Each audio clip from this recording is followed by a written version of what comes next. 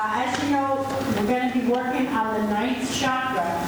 But what we decided to do today is we're going to do this Christmas meditation. So you're just going to get an overview of the ninth chakra and what its properties are. But then what we're going to do is we're going to do this meditation. It's going to be a long one. So I want everybody to kind of really relax, okay?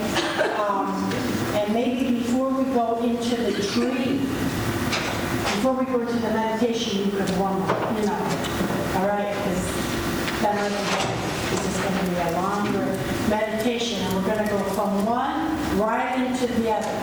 And this is very, very important that you follow directions. Bring your focus back. If you decide to float over here, don't do it. Try to come back and focus on a light, on a candle, or whatever you need to bring your focus back to what's being said. Because it's very important. This comes from spirit, this whole thing. So we want to try to help everyone with the whole elevation of why we're doing these chakras. Because there's a lot of research out there, and these are fairly new chakras that people are becoming aware of. Actually, Carl Jung, the Swiss psychiatrist and psychologist, was doing this many, many years. And he wasn't even aware what he was doing in this part. So, this chakra is like about 2 feet from your head, like about an arm's length, somewhere like that above your head. Remember the 8th and the 9th. And the shape is different. The shape is a mushroom shape. So it's a mushroom, like a mushroom. Think of a mushroom because it's a bowl coming down. And what this whole thing contains is the symbols. It contains patterns, all important to you as the individual soul. Not to other people, to you as the individual soul. Because these are the things that we have to clear up, because these are the chakras that kind of hold in our karmic conditions. Now the 8th and the 9th are the ones that we have to bypass in healing. Remember last week I said about the 8th chakra? It holds the mundane thing that we bring in that we got to release. Then we wonder why some people don't heal. Well, it's because it's stuck up in here. And people don't know. Most healers don't know to release them. And this took a whole lot of research on my part because we weren't taught this. So, I'm sorry, can I ask a question? When you say we bypass 8 and 9, are you telling us to bypass? no. Oh, okay. No. I didn't understand that. No, it's 7, 8, and 9. But 8, we did the 8 last time. So now we're going to just go, I'm talking about the 9th now. And how it is and what the function is. This is where you have the feelings, like you might have certain feelings that you're not aware of. And some of you are getting them now. How many people have experienced anxiety during this whole course? How many people have felt that? Be honest. Absolutely, because you should. That was the whole part. To feel the anxiety and then start dissolving the anxiety. Because these are the things you're facing unconsciously. And so often, we have things stuck in that subconscious that we're not aware. And this is where it is, in this 8th and 9th chakra. Okay? Now, Jung had called this the seat of the soul. Now,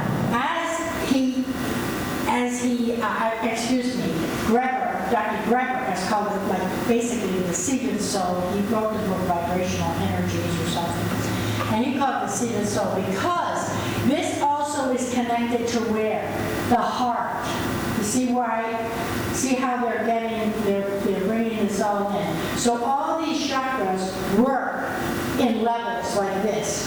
The etheric goes down to the physical, down into the thing. From here on out, we know it's the spiritual, this is the physical, and now we're in the etheric, so we're going into the divine essence, things that we brought with us that we want to clear up. And when we do this, in the ninth chakra, this also has what develops etherically in our bodies today, in our physical bodies. So this is why we know that all healing will come from this level. It's not from the level of hands, and this is why, and this is why I think a lot of people are saying, well, what? We work so hard for them. Why aren't they getting healed? Because it's like up here. And then some people, they chose that. See, this ninth part is what you know before you come in. That's where you set your things in life. So if you choose to come in with the pains of whatever, if you died as a martyr in the last life, you're going to come back kind of in that elevation.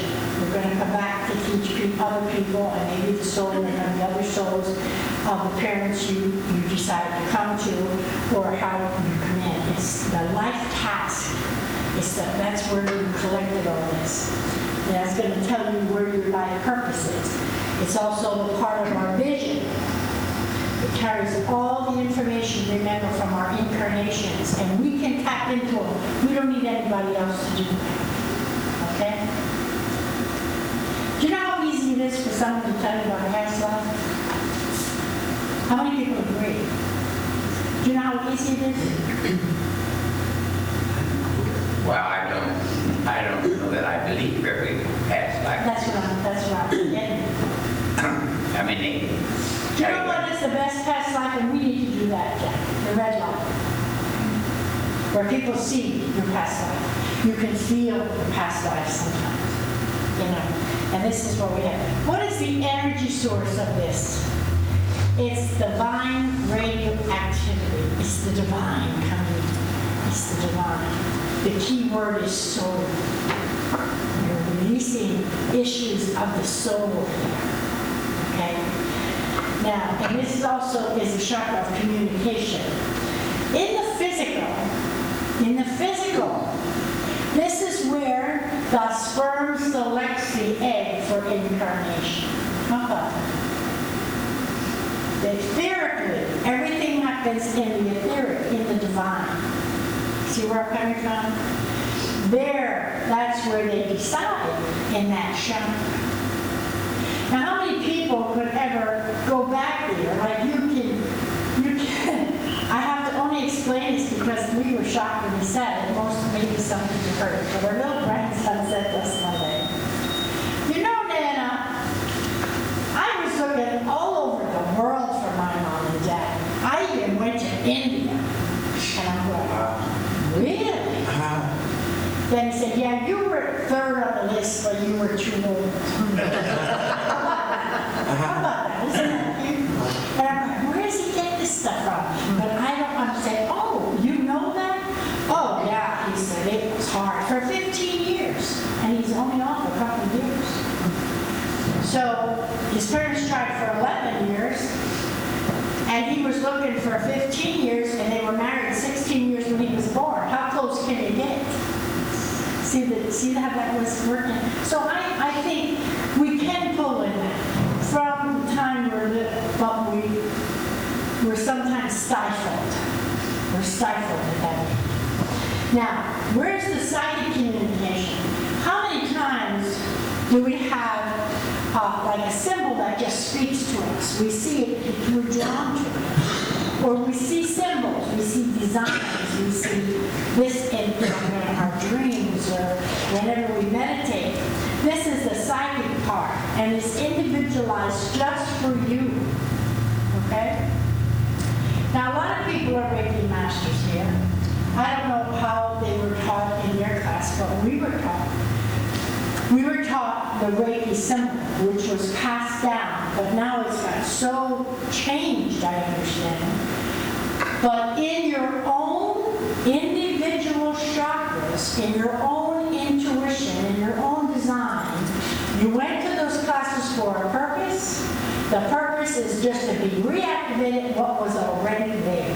How many people understand that? So we were all already there, and you would never go to a Reiki class.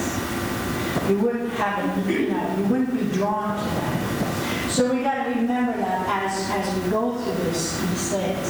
We're always in a class for a purpose because that we need to get something from it. Whether we think we are or not, we definitely are. Now, what's the intuitive communication that deals with this chakra? Well, this is where it represents your true self. The true self that you came here with, okay? Not what you created in this earth life. That has nothing to do with this ninth chakra. What you created from here to here, it all reflects, but most of the time, we created this from my birth life. Very little come from the birth. And I'm just understanding this with great wisdom. Because every class we went, we were taught it starts here, we bring it. Not anymore. It's up here. But then we also have these things that we create within us from the time we're told no. From the time we have whatever in this first chakra. And it comes that we develop those as children, as denial, as actions of children, and actions of other adults toward children. That's the stuff we collect. Okay? This is the physical, spiritual, and this is the divine. Okay, so we can actually tap into these life purposes. Now, let's look at it this way. Put the positive things that you feel come into your life, and then put the things that you want to accomplish in your life. What did I say? Put down the positive things in your life, and then the positive things that you want to visualize and vision. It's the chakra of vision. Now, did I say any place the word negative? No. I don't even want you to think of that negative word. With these positive thoughts up here, we're going to have the vision for our life purpose positive. For the healing of all others, we're going to have a positive effect for all individuals, not for self-gratification. What did I just say? What did I just say? Did anyone explain that? Some people want to do the work for their own glory. Right. It's no longer God's glory. It's their glory. And that's where, we have to cleanse that out, knowing that it's for the good of all people. And as you do this, you're going to reprogram all of this good. Supposing you were the best shark, I want to just say, supposing you were an individual that told people all the things they wanted to hear in life in your previous life. We had some, telling people the future and doing that isn't something new. They did it all the way back in the Old Testaments and probably way before that in every country. They read tea leaves or they read something else or coffee grounds. This has always been. It's always been effective. You think the kings and all the pharaohs and everybody, absolutely. They termed it magic. Oh, I said, no, that is magic. It is called the magical essence of the divine because they didn't understand it. See what I'm saying? If we don't understand something, and we're not familiar with something, what's the first thing we can do because of our programming? What's the first thing we can do? Judge it or condemn it? Judge it or condemn it. Not because we truly don't know. We don't truly know what it's all about. Because I believe everything in the whole world was created good, but man made it become negative. And we also know God created positive and negative. How many people believe that? Absolutely. Because without the negative part, we would never know the positive, and that's why he gave us free will to choose. Now that's a whole thing, but all of this is pertaining to these etheric chakras and our bodies that belong to here. All right. I need to share this with you. One of our old students sent us a beautiful letter today. Bonnie Katzib has heard me talk about her many times. And she was an individual that didn't believe in Jesus, the Christ. Okay? Star, heart, spiritualist. And most spiritualists don't believe in nothing but the fourth level, and Harry, Uncle Mary, and level of whatever. And I'm saying that level.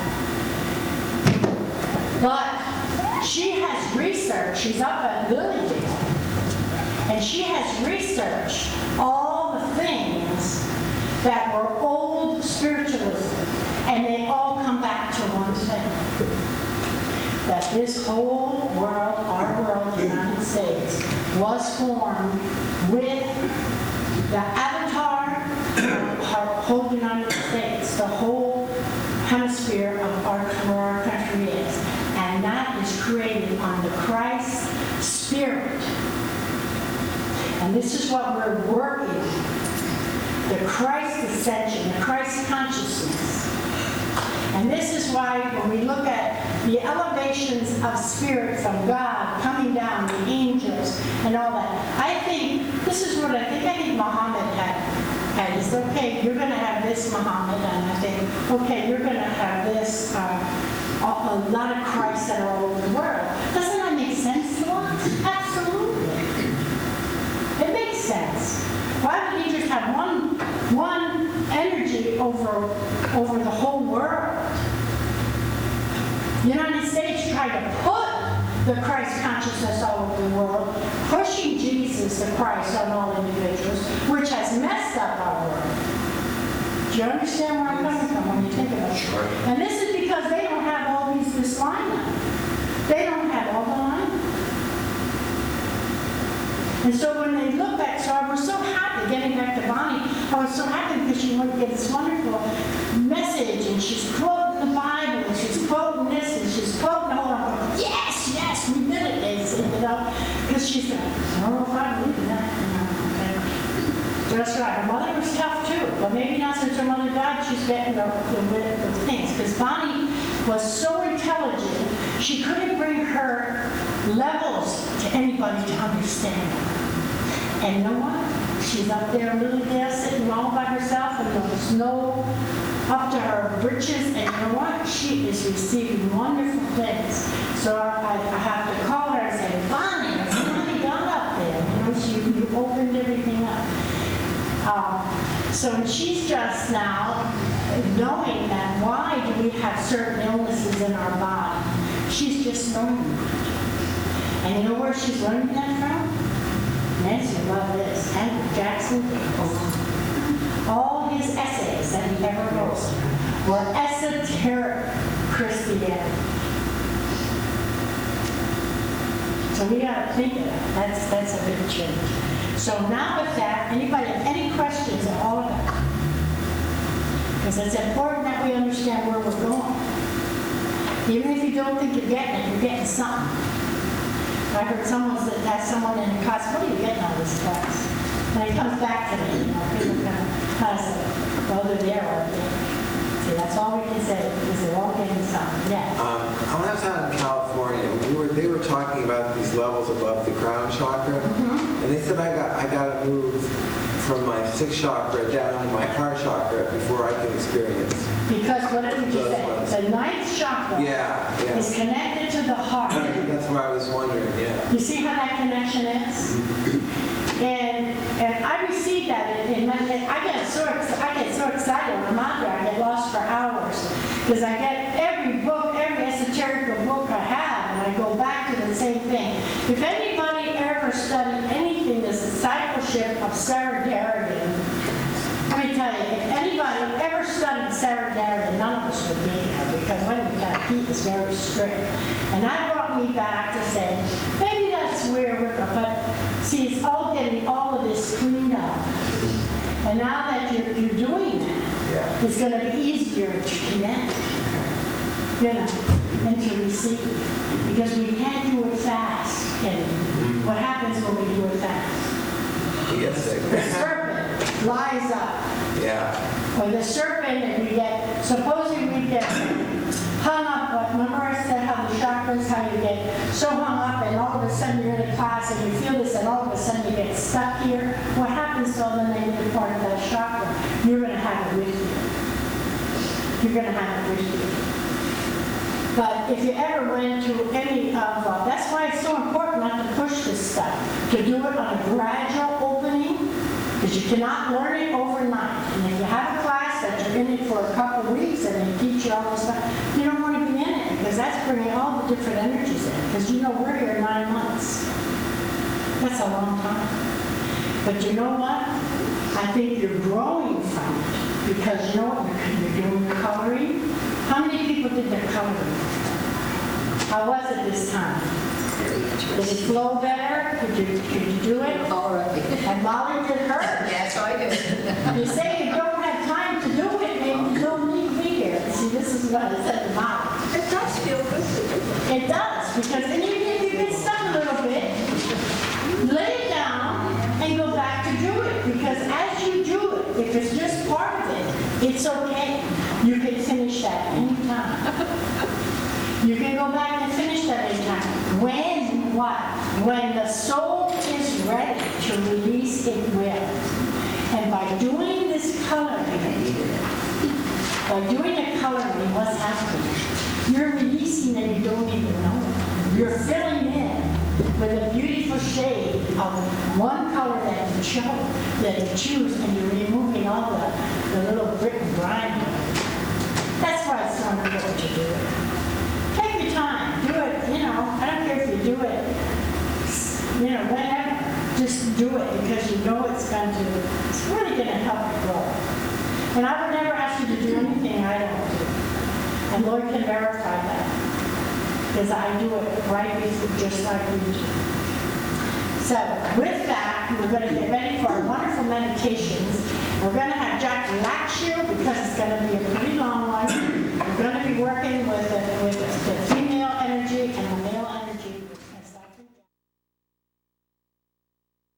I just hit play, right, Karen?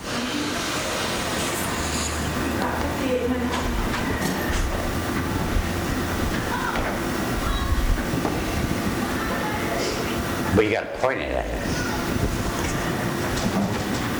That's too low, Lloyd. Huh? We need Too low. enough light to read And record. and record. That's too low. Okay, I can't do it. Okay, turn it up. We can't, we need the light to record. Not that. No, down a little. There. There, that's good. That's good. Just take the Excellent. brightness off.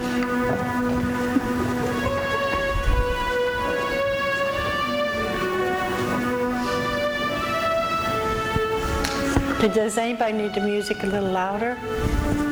Yes. It's too loud, we're going to fix your voice. Okay.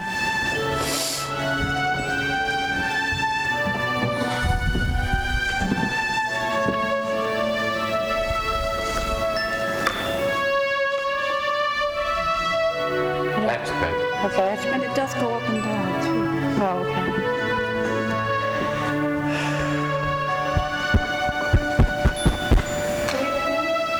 You can do whatever you want. If you feel you want to lay down for it, please do so. Just don't sleep. Long as your spine is erect, I don't care if you lay down. But it's got to be straight. Okay, I want you to begin by breathing deeply. Breathing into the count of 7. 1, 2, 3. Breathe in. Hold. 1, 2, 3, 4, 5, 6, 7. Exhale. Breathe in again. 1, 2, 3, 4,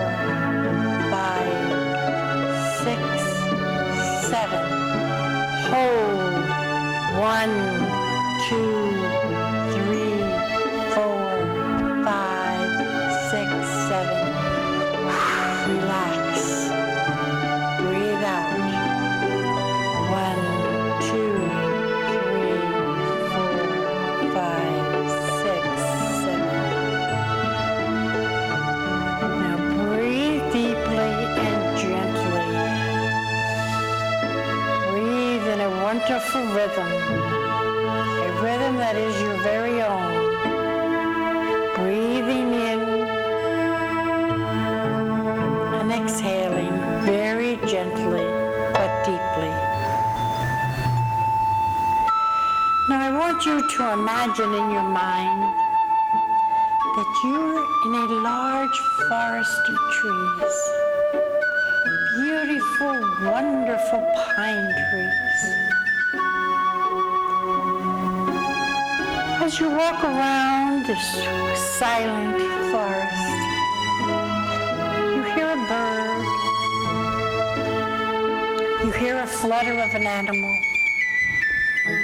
but mainly you're in the divine garden of your Creator. And as you walk around, you're drawn to a certain beautiful, beautiful tree, a pine tree. Maybe the branches are reaching up toward the heaven, and maybe the branches are coming down to send prayers to the world. It is your choice.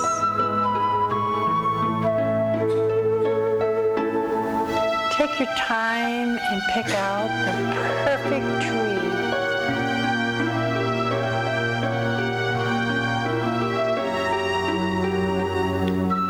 And as you find your tree, I want you to listen to what the tree is telling you. Because it chose you. And you chose the tree. I want you to smell the wonderful pine, the freshness of God. Feel the silent energy. You're in the very presence of God.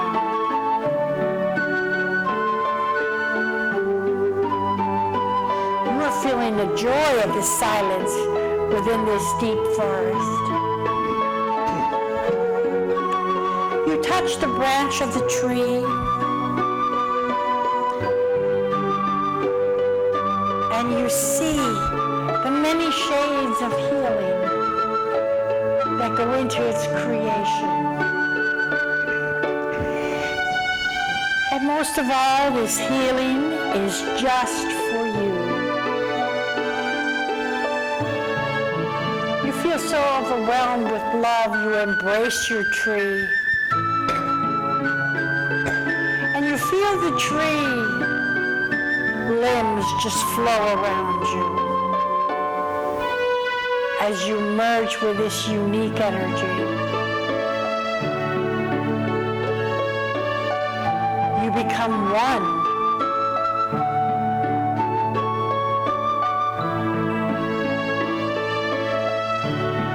You're giving gratitude for the wonderful creation that has been in your presence.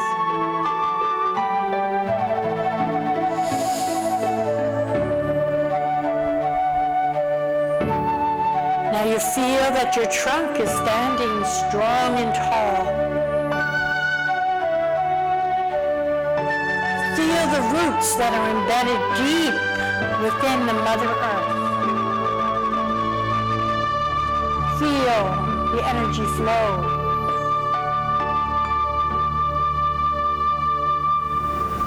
Feel your roots as they go way into the earth. And as you do this, you receive more energy. What a wonderful experience. The healing from our Mother Earth Thank God for this experience. And as this energy is starting to flow in